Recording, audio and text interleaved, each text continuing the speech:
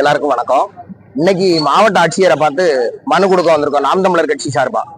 எதுக்காக அப்படின்னு கேட்டிருந்தீங்க அப்படின்னா, குத்துக்கல் வலசை மதுரையில இருந்து தென்காசி வரக்கூடிய அந்த பகுதி, அந்த ஆர்டிஓ ஆபீஸ்ல இருந்து அந்த ரவுண்டனா வரைக்கும் கிட்டத்தட்ட ஒரு 100 மீட்டர் தான் இருக்கும். அந்த 100 மீட்டருக்கு உள்ள 4 ஸ்டாப் வச்சிருக்கிறாங்க.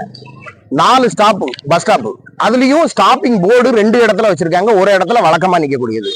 ஒரு பஸ் வரக்கூடியவங்க அந்த டிரைவரு எந்த இடத்துல வண்டியை நிறுத்தணும் அப்படிங்கிற அந்த விஷயம் கூட தெரியாம எங்கெல்லாம் ஸ்டாப் போர்டு இருக்குதோ அங்கெல்லாம் என்ன செய்யறாங்க அப்படின்னா வாகனத்தை நிறுத்துறாங்க.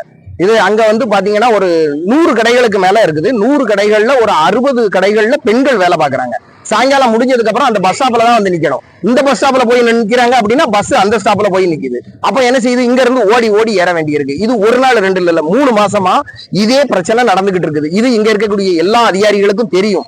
தெரிஞ்சிருந்தும் இந்த சாதாரண ஒரு விஷயத்தை கூட இவங்களால இதை சரி செய்ய முடியல அப்படின்னா இந்த நாட்டுல நடக்கக்கூடிய எந்த பிரச்சனையும் இவங்களால சரி செஞ்சிட முடியும். அதனால இந்த மனு இன்னைக்கு நாம் தமிழர் கட்சி தென்காசி சட்டமன்ற தொகுதி சார்பா இன்னைக்கு நாங்க கொடுத்திருக்கோம்.